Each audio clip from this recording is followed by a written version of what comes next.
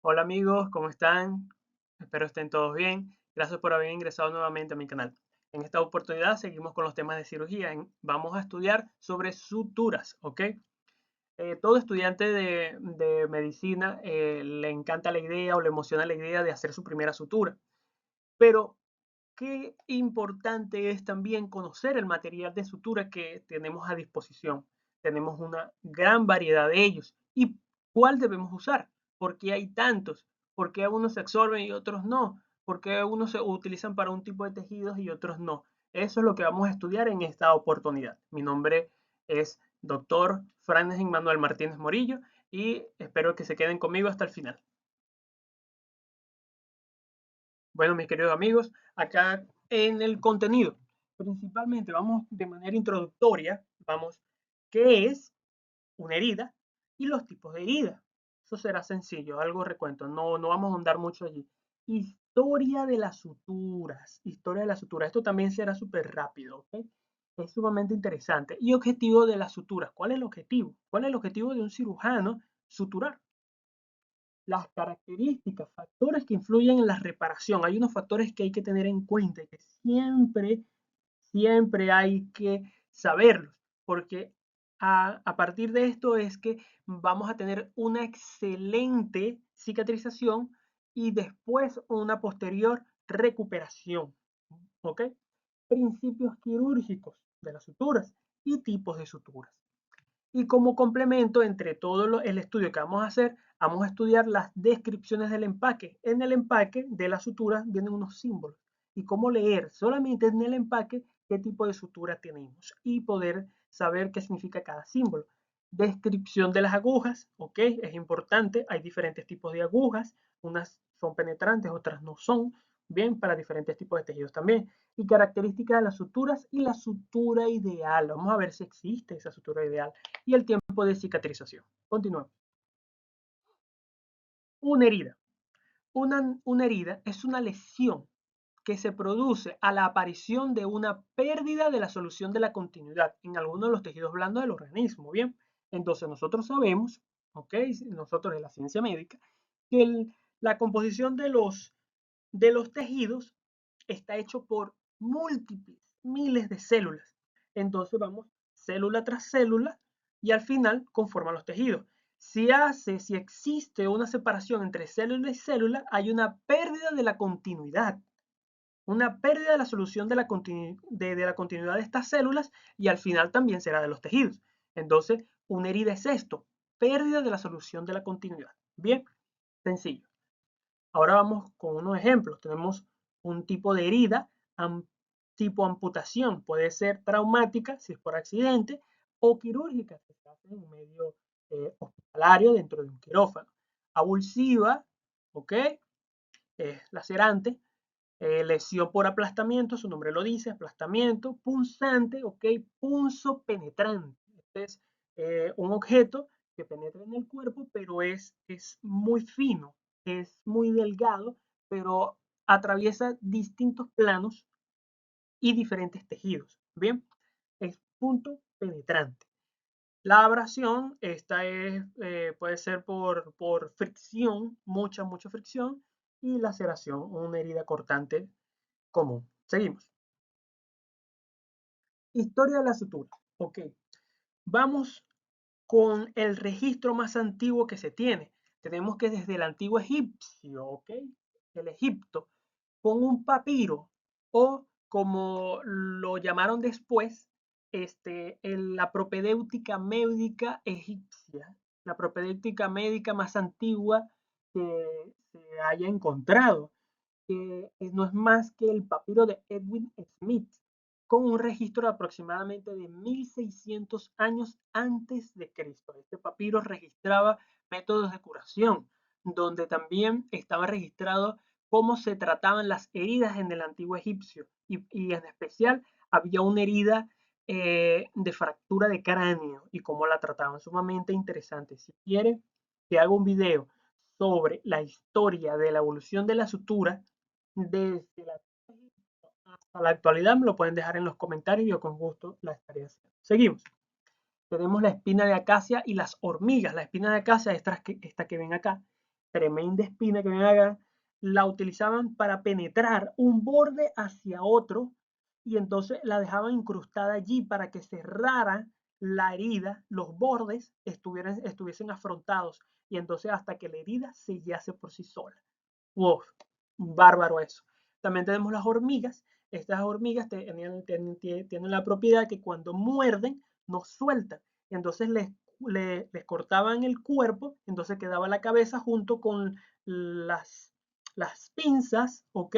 Sus grandes mandíbulas y cerraban esos bordes.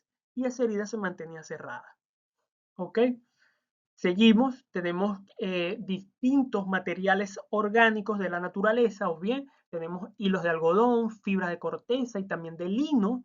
Bien, en esta imagen vemos acá que este es un árbol, una corteza, un tronco de árbol de plátano, de cambur, de guineo, como quieran llamarlo, donde su contenido, donde su pulpa es fibroso, donde tiene muchos hilos y estos hilos se procesaban, se trataban de esterilizar o de limpiar lo más posible y se utilizaban para las suturas, ¿ok? Este tipo de hilo tenía la propiedad de que no tenía que retirarse simplemente porque el cuerpo lo absorbía, ¿ok? Se degradaba. Tenemos que posteriormente hubieron otros materiales más sólidos de oro y de plata, ¿ok? Sí, se vieron hilos de oro hechos con material de oro y de plata. Estos fueron muy populares en la época de 1600, 1800, porque era donde era el tiempo del boom del oro y de las revoluciones industriales, pero estos traían complicaciones posteriores, ¿ok? Como infección. Tenemos un poco más actualizado, tenemos hilo de cabello humano, hilo de caballo también que se llegó a utilizar. Posteriormente, más a la época, actualmente también se utiliza intestino de animal. Tenemos el bovino, ¿ok? Que es el catgut simple o el catgut crómico. Bien, intestino de vaca y también intestino de oveja. Y para actualizar, actualmente tenemos la gran mayoría son de material sintético. Continuemos. Objetivo del cirujano. Okay. ¿Cuál es el objetivo de tu estudiante de medicina, de tu médico recién graduado, de profesional de la salud, del cirujano que está viendo? Eh, ¿Cuál es el objetivo? Okay. La finalidad del cirujano al cerrar la herida es mantener los tejidos lesionados en aposición hasta que haya cicatrizado lo suficiente para resistir la tensión sin soporte mecánico. Es decir, la sutura está hecha para que la herida pueda afrontar, pueda cerrarse, cicatrice y cuando se retire el hilo de sutura, la herida permanezca cerrada. ¿Ok? Le estamos ayudando a que el cuerpo sane. Bien, ¿qué es una sutura? El término se describe cualquier hilo, escúchese bien, cualquier hilo de material utilizado para aproximar los tejidos y ligar los vasos sanguíneos. Por eso es que ya vemos en la historia múltiples maneras y múltiples recursos, múltiples materiales que se utilizaban para afrontar una herida y hacer una herida para hacerle el cierre de ella, aproximar esos bordes o los tejidos o ligar vasos sanguíneos. Bien, continuemos. Bueno, aquí vemos una imagen de una sutura. Vemos aquí al principio, aquí al final está abierto y aquí ya está cerrado. El propósito es afrontarla para poder cerrarla. ¿Ok? Así se agarra eh, el hilo, su aguja con el portaaguja y su protección de guante. Ok, aquí ya salimos de la introducción y empezamos a entrar como tal en el tema. Factores del paciente que influyen en el proceso de reparación de la herida. Sumamente importante, ¿ok? ¿Por qué es importante? Porque si alguno de los pacientes tienen estos factores que vamos a estar hablando, entonces va a ser difícil o problemático o puede haber complicaciones en el proceso de cicatrización. Ok, ¿cuál es el primero de eso? Es la edad. La edad es sumamente importante porque si tenemos una edad avanzada, tenemos aquellos que son abuelitos, aquellos que son mayores de edad, su proceso de cicatrización y de recuperación es, es más lento que el de alguna persona joven, ¿ok? Entonces eso también es importante. La obesidad, aquellos pacientes obesos, los pacientes obesos tienen factor de riesgo para que su proceso de cicatrización se ralentice, ¿bien? Ya que el tejido adiposo no tiene vascularización y la vascularización es importante para que pueda llegar eh, nutrientes, oxígeno, enzimas para que se llegue a cabo una buena cicatrización. Bien, además que está condicionado o relacionado a una mala dieta, una mala alimentación, que también influye en el proceso de cicatrización. Y eso nos va al siguiente punto, que es el estado nutricional. Un paciente desnutrido es un paciente que va a tener un mal proceso de cicatrización, ¿ok? Sumamente importante eso también se ve en los niños. La deshidratación es sumamente importante. Si el cuerpo no está hidratado correctamente, entonces los procesos metabólicos, enzimáticos que tiene que hacer el cuerpo, no los hará adecuadamente. Y si los hace ralentizados. ¿Bien? Vamos con el aporte sanguíneo adecuado al sitio de la herida. Importantísimo.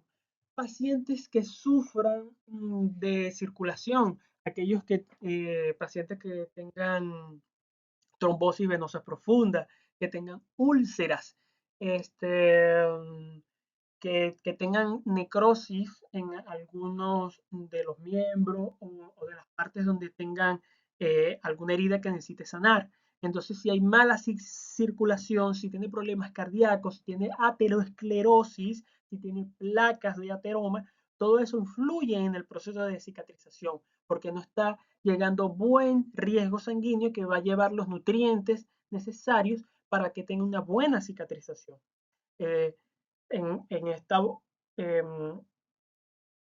les dejo o les pido que si quieren que les explique cómo es el proceso de cicatrización, que también es un proceso realmente bonito, el paso a paso, primera y segunda parte y tercera parte, cuando llegan las células, los polimorfonucleares, los morfonucleares, cuando atacan las bacterias, cómo es el proceso de cicatrización, por qué se forma una costra, eso es sumamente interesante, se lo puedo preparar, solamente me lo dejen en los comentarios.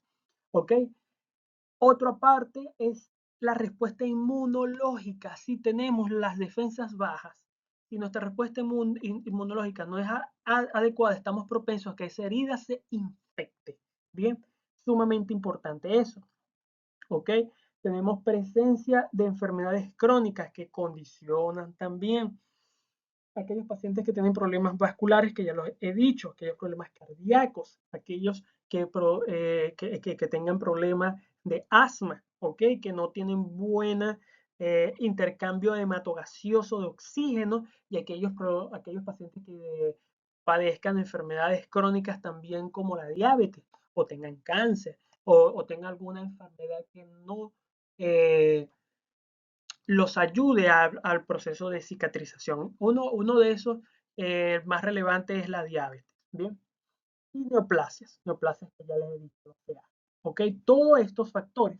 Hay otros más, pero estos son los más comunes que todos debemos tener en cuenta: la edad, obesidad, nutrición, aporte sanguíneo y enfermedades crónicas. Todo eso hay que tenerlo en cuenta en el momento de la cicatrización, de poder hacer una buena sutura. Seguimos.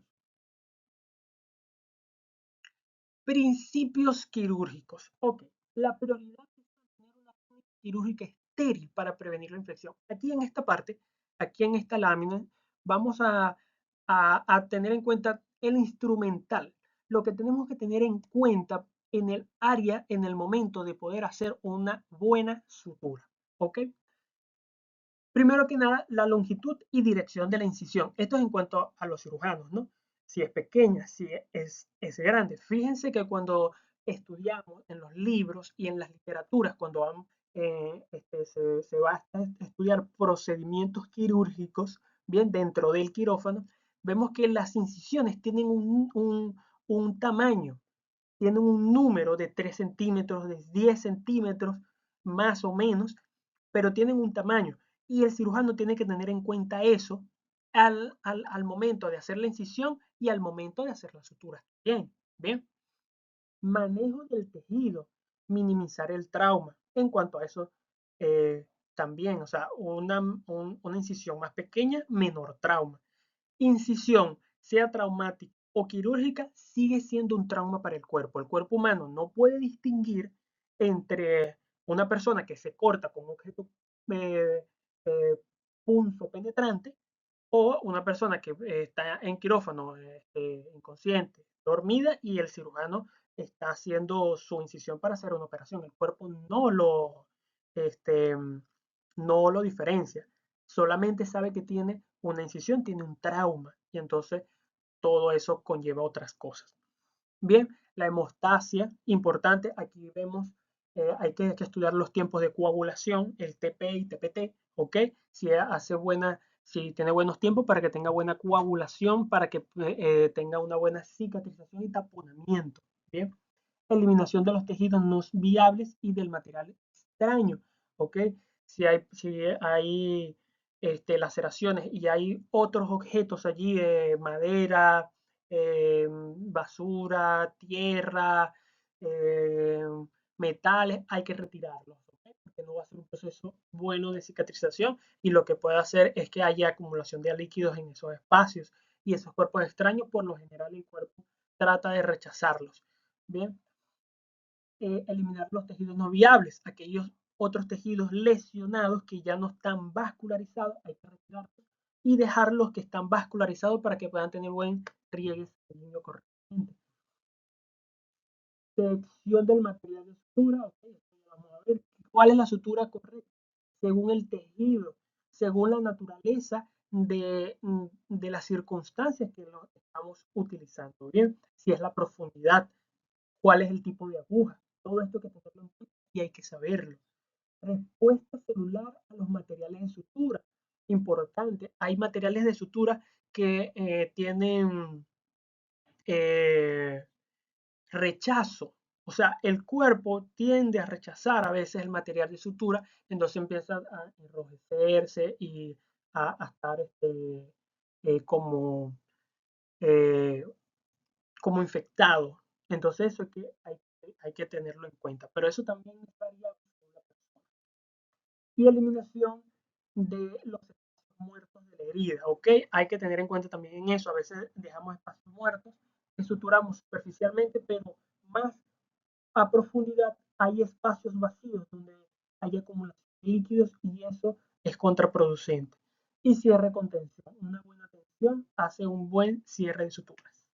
¿Ok? Aquí vemos el área, siempre con su portaguja, sus pinzas, su disección. Tenemos los guantes, un campo, todo esto azul que ven es un campo quirúrgico estéril, bien, donde se hace previa limpieza del área para poder hacer una buena cirugía, ¿ok? Una buena sutura, un buen cierre de esto.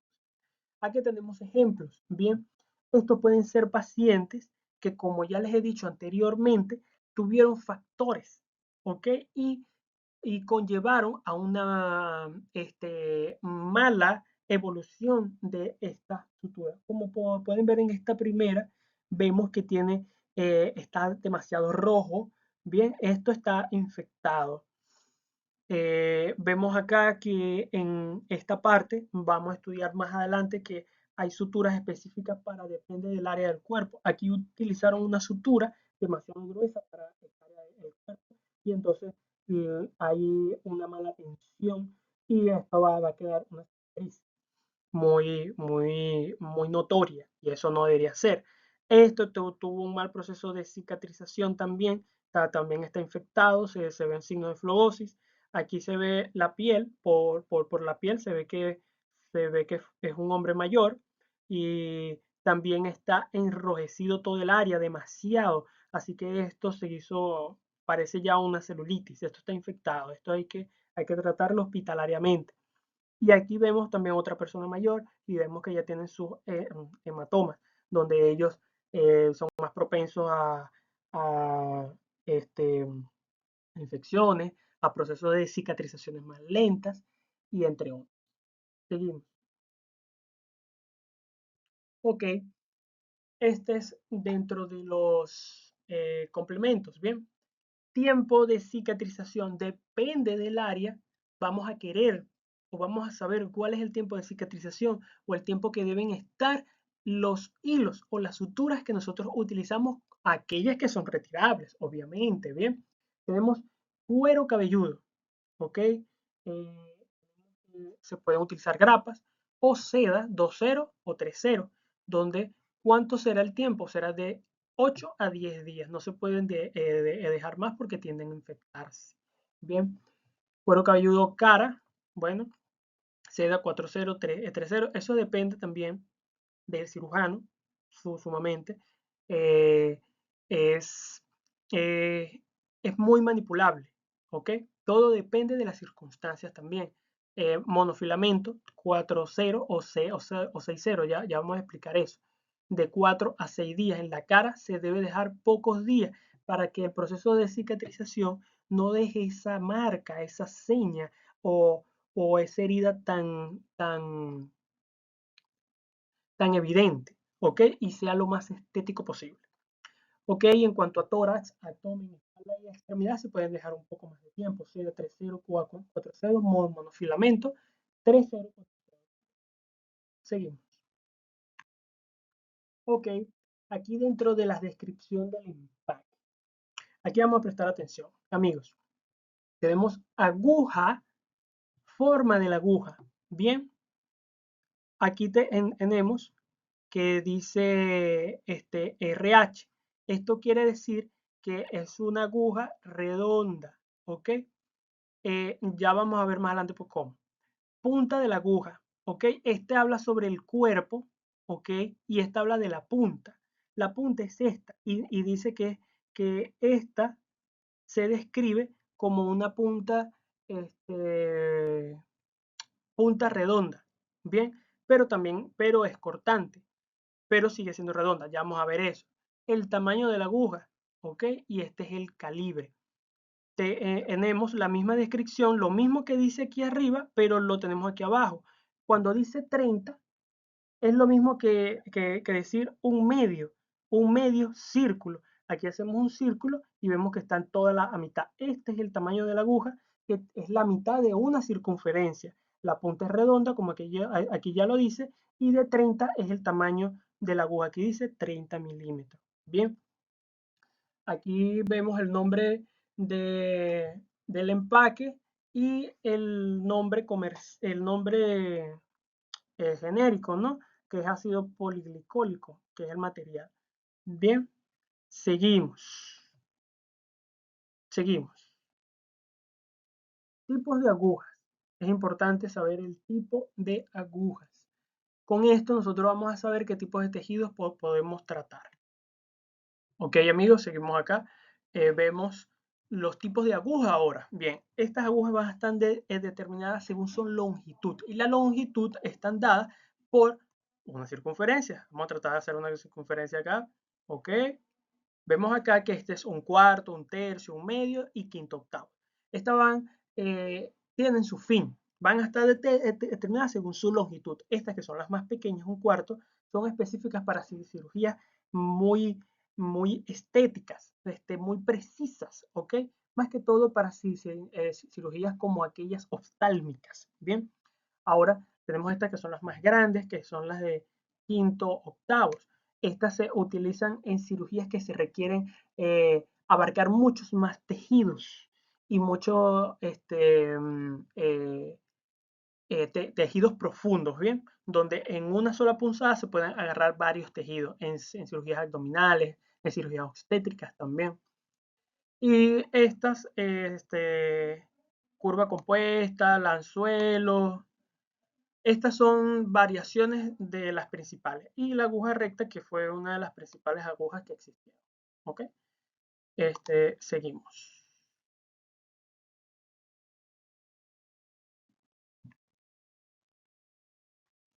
Ok, tenemos aquí otro tipo de puntas, ¿ok? Ya hablamos del cuerpo, ahora hablamos en las puntas, tenemos punta cortante y punta redonda, ¿ok? Aguja de punta cortante y aguja de punta redonda. Estos son sus símbolos, tenemos que aprendernos, que son los que salen en el empaque. Vemos que esta tiene la punta cortante de abajo, bien, en la parte de abajo. Y esta tiene su punta cortante y también su trayectoria, como ven acá. Bien, entonces esta es la cera. Cuando penetra, también lacera los tejidos, no los aparta, a diferencia de la aguja redonda, que solamente la punta es punto penetrante, punto punzante, bien, pero el cuerpo es circular, es circunferencial. Entonces el cuerpo no lacera, sino que separa los tejidos y no los daña, por así decirlo. ¿Ok? Seguimos, seguimos. Ok, tenemos los otros tipos, tenemos la misma que acabamos de decir, aguja de punta redonda, tenemos la punta cortante, la convencional, y tenemos la cortante en reversa, ¿bien? La diferenciamos porque tiene su filo, una la tiene hacia abajo y otra la tiene hacia arriba, ¿ok? Tenemos otras variaciones que la taper cut o taper cut, que es una combinación de cortante y punta redonda. Bien, esta tiene su punta, como ya lo he dicho, cortante, pero en su trayectoria, bien, en su trayectoria su cuerpo también es redondeado, ¿ok? En cambio, la cortante también su cuerpo es triangular, ¿ok? Entonces, eso es la diferencia. Tenemos otras variaciones y esta que es la Roma, ¿ok? Ya la vamos a ver más adelante, que tanto su punta como su cuerpo es redondeado. O sea que estas no son para lacerar, no son punzantes. Seguimos. Bien, tenemos acá más especificado, punta cilíndrica, ok, punta redonda, la convencional para tejidos grasos, fascia, aponeurosis, porque esta, por lo menos la fascia y la aponeurosis, este tipo de punta son ideales, ya que la punta entra, pero el cuerpo no lacera, sino que separa los tejidos, como ya lo he dicho. Y este tipo de tejidos tienden mucho a lesionarse y su recuperación es bastante lenta, es difícil. Entonces estas puntas son ideales. Ok, tenemos punta de diamante, como lo ven acá. No es triangular, sino que tienen forma de diamante y todos sus bordes son cortantes, son lacerantes. Para piel, tejidos grasos, para tendones, que son ¿ok? Aguja recta triangular para piel, bien, esta es la convencional. Tenemos punta troca o taper cut, ¿ok? Esta es como ya les he dicho, la combinación de la cilíndrica o la redonda junto con la triangular, ¿ok? Punta triangular es la combinación de ella. Eh, la triangular, ligamentos y tendones también. Y la espátula también en piel y cirugía oftálmicas. Son, son, son más aplanadas, un poco achatadas, ¿ok? Donde en estas cirugías son importantes porque hay mejor visibilidad al momento de introducirla, ya que son anchas hacia lo largo, pero no son profundas, ¿ok? Continuemos. Bien, tenemos los criterios de material de sutura ideal. Mire, toda sutura debe ser material estéril. En la actualidad, ¿no? Ya escuchamos, ya hemos estudiado que en la historia se utilizaban materiales de la naturaleza y de origen vegetal y de origen animal, pero que no eran estériles y tenían una alta probabilidad de infecciones. Actualmente no está, este, eso no se puede aceptar. Un material que se utilice para sutura, para afrontar heridas y esté contaminado. Bien, adecuado a los propósitos, ¿ok? Que se necesite para la ocasión. Es decir, si necesita afrontar piel, debe ser un material no absorbible. Pero si necesita hacer una sutura interna en el organismo, debe ser absorbible. Bien, pero también hay sus otras condiciones en cual hay que afrontar algún tejido interno, pero no necesitamos que sea absorbible. Entonces usamos otro tipo de sutura no absorbible para unir tendones o ligamentos que se pueden utilizar, ¿ok? O algún otro material de sutura no absorbible para ligar algún vaso sanguíneo, ¿ok? Para eso está la seda, que es natural, pero no absorbible. De única variable, el calibre y la fuerza tensil, también hay que considerar todo eso. No electrolítico, no nuclear, no alérgico, no carcinógeno, ¿ok? Que no cause todas estas situaciones. Fácil de manejar para hacer sus nudos, tener buena resistencia, sin protección al crecimiento bacteriano. Hoy es sumamente importante. Aquí vamos a estudiar unos que unos tienen más y otros menos, ¿ok? Con mínima reacción tisular aún después de cumplir su propósito. Quiere decir que no tiene rechazo la piel.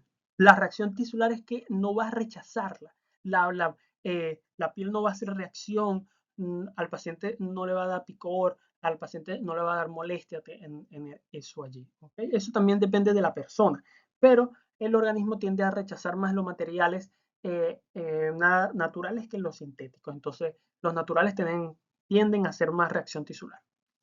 Características de un buen material de sutura. Características de un buen material de sutura. ¿Ok? Ya lo dijimos, que sea estéril. ¿Ok?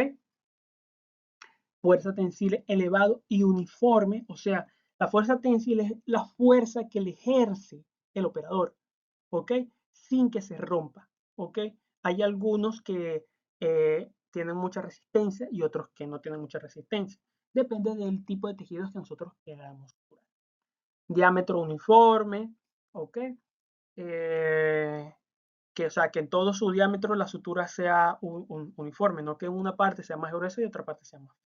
¿Ok? Ahí cambiaría la fuerza tensible en la parte más gruesa y en la parte más fina. Que sea obviamente flexible, ¿ok? Sin sustancias irritantes y desempeño predecible. Digamos. Características de la sutura, ok. Aquí prestemos atención, aquí es sumamente importante. Tenemos el calibre. ¿Qué es el calibre? Diámetro del material de sutura. Medido numéricamente, al aumento del diámetro disminuye el calibre de la hebra. Ok, esto es muy variable. Al principio, cuando empezaban a salir las suturas, tenían la descripción de 1 a 6. Y entonces, entre más grande era el número, más grande era el grosor del hilo. Pero después fueron evolucionando y le fueron colocando ceros. Cuando dice 1, 0, 2, 0, 3, 0, 4, 0, 5, 0 y 6, 0, quiere decir que entre más cantidad de ceros, quiere decir que más fino, más delgado es el hilo. ¿Ok? Entonces, eso hay que tenerlo en cuenta. Eso es lo que se refiere el calibre. Ahora, fuerza de tensión, que es la fuerza tensil. La fuerza, medido en libras, es el hilo de sutura puede soportar antes de romperse al ser anudado. No debe extender la fuerza tensil del tejido el cual está destinado. Es decir, la fuerza de tensión que tiene, la fuerza de resistencia que puede resistir, valga la redundancia, ese hilo. Pero también dice que no debemos superar la fuerza de tensión del tejido. Es decir, hay tejidos en el cuerpo que son más endebles y otros que son más resistentes. Entonces hay que saber la fuerza tensil de la sutura y la fuerza tensil de la piel, de los tejidos. La tensión resistencia, la fuerza o carga máxima de ruptura en peso en el hilo que pueda soportar al ser anudado. ¿Ok? La fuerza que tiene el hilo. Es algo muy sencillo. Capilaridad. Oye, este es un término supremamente importante. Es la capilaridad que tiene el hilo de permitir el paso de los líquidos tisulares al interior, del interior al exterior de la herida, a lo largo de la sutura. Un exceso de capilaridad puede ser un riesgo alto de infección. Ok. ¿Qué quiere decir esto? Entre mayor capilaridad, mayor riesgo de infección. Entre menor capilaridad, menor riesgo de infección. Un ejemplo de esto, las suturas multifilamentosas. Ya vamos a ver cuáles son.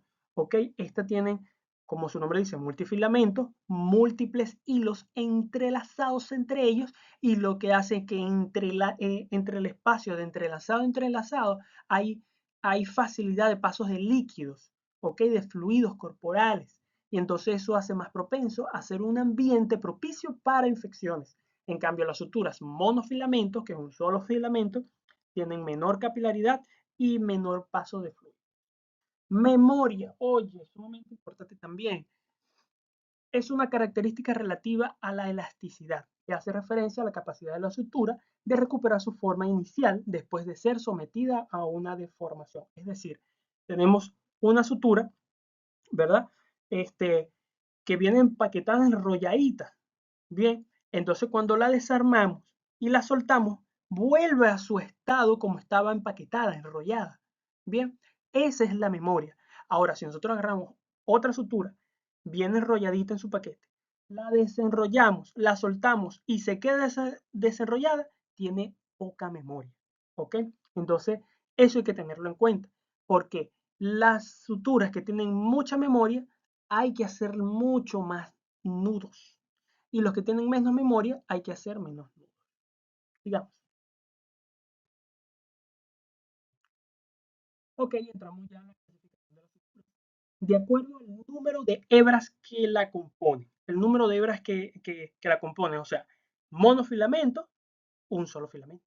Y suturas multifilamento, de 2 en adelante. ¿Ok? Tenemos de 2, de 3, de 8, de 10. Todo depende. Pero bueno, no hay que saber exactamente el número, solamente hay que diferenciar si es mono o multifilamento. De acuerdo a su propiedad de absorción, tenemos las de absorción absorbibles, naturales y sintéticas. Y tenemos las no absorbibles, naturales y sintéticas. Acá tenemos una imagen representativa, ¿ok? Tenemos el polipropileno, el catgut simple y tenemos el acero. Todas estas, ¿ok? Son monofilamentos. Aquí ven esta que tiene una cruz, que es la catgut simple. Realmente son fibras de tejido submucoso o mucoso de animales, tanto bovino o ovino, perdón, de vaca o de oveja. Pero estos son fibras que son entrelazadas, pero las adhieren y se fusionan tanto que las consideramos como monofilamentos, ya que su porcentaje de capilaridad es muy bajo y también su memoria es alta. ¿Ok? Tenemos el acero, ¿ok? Hay una sutura que es de acero, es monofilamentosa. Y la sutura multifilamentosa tenemos el ácido poliglicólico, tenemos el poliéster y tenemos la seda. ¿Ok? Sigamos. Tipos de sutura. Vamos allá. Tipos de sutura. Tenemos una amplia variedad, como aquí lo pueden ver. Bien. Tenemos este pequeño cuadro, ya vamos a ver otra, donde nos describe fácilmente sutura catgut simple, catgut simple, catgut simple. Esta catgut simple, bien, ¿para qué se utiliza de qué es su materia prima? Material submucoso de intestino de ovejo o intestino de bovino o de vaca, ¿no? Eh, eh, Antes yo creía, o así me lo llegaron a decir, y yo lo llegué a creer hasta que lo estudié, que yo pensaba que era de intestino de gato, pero no, no es así, no es intestino de gato, es intestino de oveja o de vacas, ¿ok? ¿Por qué viene? ¿Por qué se creía eso? Eso es parte de la historia, que uno cree que el vocablo o de la palabra catgut viene del inglés, pero realmente no, tiene su raíz, es del idioma árabe. Entonces, de allí cambia esa connotación cuando nosotros sabemos que ya no es del inglés, sino es del árabe, pero eso tiene su origen en la historia. Si quieren que hable de la historia de las suturas, déjenme en sus comentarios. Bien, seguimos que es de tipo absorbible, ¿ok? Absorbible, monofilamentoso y es natural, ¿ok? Claro, porque viene del animal. ¿Cuánto tiempo de absorción? Bien, va a ser por hidrólisis, ¿ok?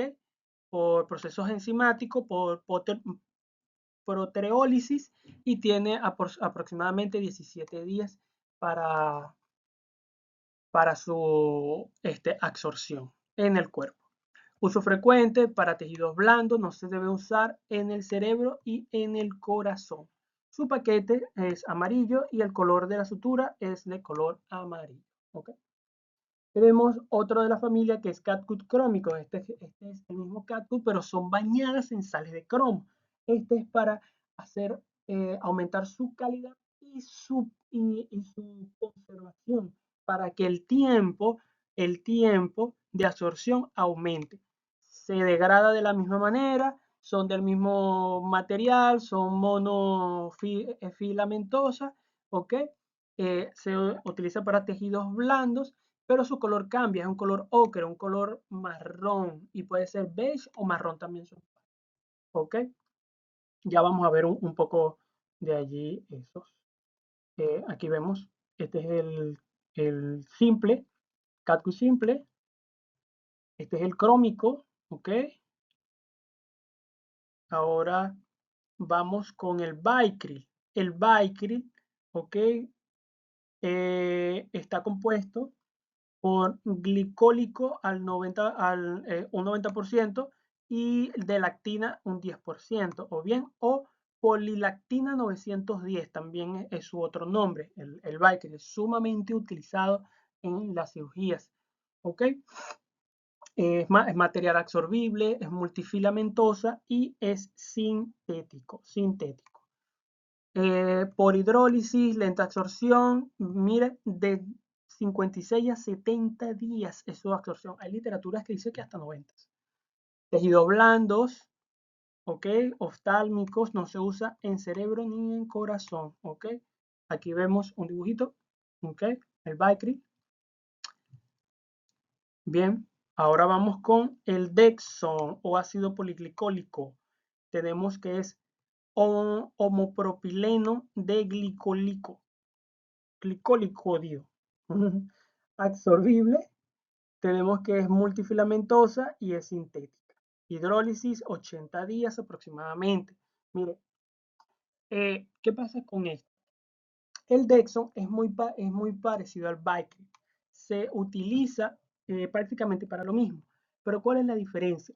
El Dexon o el ácido poliglicólico al inicio, en sus primeros 5 o 7 días, tiene una tensil superior a la del Bicryl y permanece, se sostiene en ese lapso de tiempo y luego va disminuyendo, ¿bien? En cambio, el Bicryl apenas se va anudando, la fuerza tensil va disminuyendo progresivamente, ¿okay? Al mismo tiempo que se va degradando el material absorbible, también se va degradando su fuerza tensil, pero el Dexon no, el Dexon empieza su degradación, pero en la primera semana su fuerza tensil va a quedar intacta y luego se va disminuyendo. Eso es cuando queremos que en las primeras semanas la fuerza tensil o la herida se permanezca firme, permanezca intacta, que no se mueva. Por eso es que se utiliza ese tipo de suturas específicas. Bien, vemos que es de tipo violeta, ¿ok? Y el empaque es violeta, pero en la Dexon puede ser verde, ¿ok? Y el empaque también es verde. Ok, vemos, vamos a mostrar una de la imagen. Ok, aquí está la Dexon. Mire que puede ser marrón o verde también. Depende del laboratorio y depende del país donde se encuentra. Seguimos. Ok, tenemos el monoclin. Bien, tenemos que es copolímero de glicolina. ¿Ok? Tenemos que es absorbible, tenemos que es monofilamento y tenemos que es sintético. Bien, tenemos que es por hidrólisis, tenemos que su absorción completa es mucho más larga, mire, de 90 a 120 días. Tejidos blandos, este puede ser incolora, sin teñir, pero su empaque puede ser color coral, o sea, color pastel. Vamos a verla, aquí la podemos ver. ¿Ok? Seguimos. Tenemos El PDS2, polidioxanona, ok. Mire, el monocril y el PDS también son como el bike, pero estas son, a diferencia de las anteriores que son multifilamentos, estas son monofilamentos y entonces tiene una menor cantidad o un menor porcentaje de infección. ¿Ok? Su porcentaje de infección es muchísimo menor, muchísimo menor. Entonces, por eso es que se pueden utilizar. Son absorbibles, son para tejidos blandos, ¿bien? Mire, el PDS2 son utilizados para cirugías cardiovasculares y también oftálmicas, ¿ok? Ya que son absorbibles y su porcentaje de infección es diminuto, muy diminuto. Bien, mire, el APDS tiene de 90 a 210 días de absorción. Su hilo es morado y el empaque es de color plata. Ok, ya lo vamos a ver acá. Ok, aquí está la APDS. Continuemos. Ya vamos a ir terminando. Okay, tenemos otras figuras comunes. Tenemos la seda. Bien, tenemos la seda. Vemos que es natural.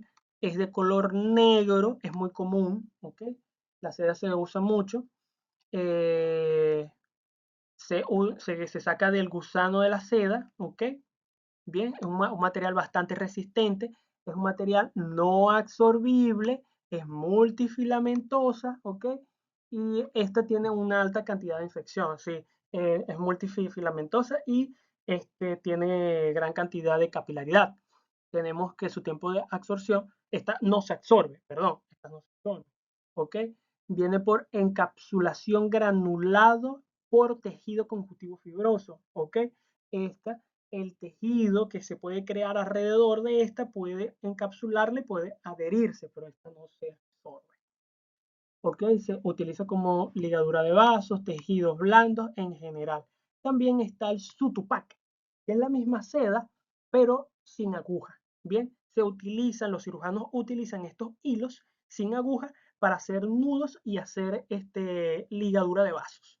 Bien, también se puede encontrar el paquete en color azul, pero el hilo es de color negro. Es importante saber los códigos, ¿no? Porque al ver el color nosotros podemos saber qué tipo de suturas estamos viendo, ya que si el empaque, la parte de al frente, se vea dañado, se borró, algo. Pero la parte interna, si está conservada y se mantiene estéril, eso también es importante, al ver el color nosotros podemos deducir qué tipo de sutura estamos viendo. Tenemos el mesilene, fibra de poliéster. Esta casi no se utiliza, está en el mercado, son costosas. ¿Okay? Polímeros de polietileno. ¿Okay? Son suturas bastante resistentes. Estas no son absorbibles, multifilamentosas y sintéticas. Estas, a pesar de que son no absorbibles, se utilizan para partes internas del cuerpo. ¿Okay? Puede ser verde, puede ser blanca y el empaque de color turquesa. ¿Ok? Dermalón o nylon, es sumamente pesada. Polímero de poliamidas, son no absorbibles, monofilamentosas, son sintéticas. Esta es la más común. ¿Ok? Pueden ser de negra, azules, pueden ser verdes y el paquete es de verde claro. ¿Ok? Tejidos blandos en general. Esta es la que se utiliza simplemente para suturar exteriores. Seguimos. Bueno, este es el empaque de la seda. El empaque de la seda. Este es del Mercilene. Y este es el del nylon. Hay muchas presentaciones. Seguimos. Tenemos el prolene. Ok, ya estamos terminando, muchachos. Ya estamos terminando. Tenemos el prolene, sumamente utilizado. Este prolene es polímero de polipropileno. Estos son materiales no absorbibles, monofilamentosas y sintéticas, muchachos. Se utiliza bastante, ¿ok? Esta no es absorbible, son en encapsulación por granulación en tejido conjuntivo fibroso. Mire, tejidos blandos en general. Esta también se utiliza, bien, para tendones, para ligamentos, ¿ok? Tejidos que deben tener mucha tensión, ¿ok? Van de color azul, azul oscuro y el empaque también. Suturas quirúrgicas de acero inoxidable, eso también se utilizan bastante, mucho en suturas de, más que todo lo usan en cirugías ortopédicas, ¿bien? Son no absorbibles, monofilamentosas, por, se absorbe por encapsulación granular por los tejidos, procedimientos ortopédicos, ¿ok? Incluye también cerclaje y reparación de tendones, sumamente importante, donde hay partes del cuerpo donde tienen mucha tensión, los ligamentos y los tendones requieren mucha tensión, entonces necesitan suturas que resistan esa tensión. ¿Ok? Plata metálica es su color y amarillo ocre es su empaque.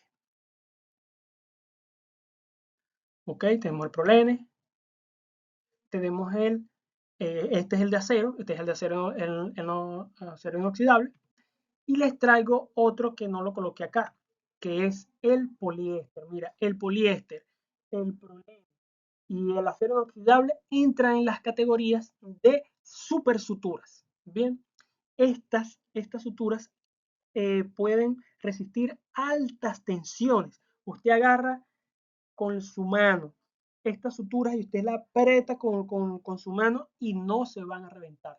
Estas para hacer suturas de anclajes, ok, entre huesos, entre ligamentos, entre tendones de los músculos y para hacer cerclaje para los huesos. Bien, entonces estas tienen bastante resistencia y se pueden quedar en el cuerpo donde no hacen rechazo. Ok, pueden quedarse ahí durante mucho tiempo, durante años, y no es necesario retirarlos. Bien, continuemos. Bueno amigos, aquí les traigo una frase. La dinámica de cicatrización de los tejidos, los fundamentos técnicos del material de sutura y los tipos de material disponibles en la actualidad son principios que deben ser bien conocidos para el momento de la toma de decisión que aseguren un cierre adecuado de las heridas. Todo lo que aquí se ha dicho es sumamente importante para poder hacer un cierre adecuado de las heridas. Bueno amigos, ya hemos culminado, gracias por haber llegado hasta el final. Sé que es un poco largo, pero realmente es una información que nosotros debemos tener en cuenta y debemos saber a la hora de hacer nuestras suturas adecuadamente, ¿ok? Aquí le dejo una pequeña reseña de las literaturas y de los libros que donde me basé para hacer el estudio, ¿ok? Eh, síganme en mi canal, Internado Rotatorio, y síganme en mis otras redes sociales. Bien, gracias. Nos vemos en una siguiente entrega.